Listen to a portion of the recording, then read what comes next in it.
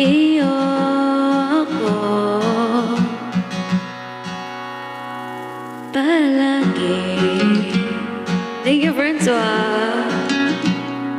Palagi.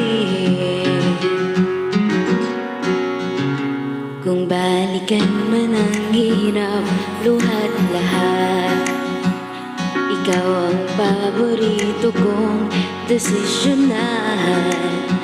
Pag napaligiran ng ingay at ng gulo, Francois, di ko papapalit ngiti mo sa mundo.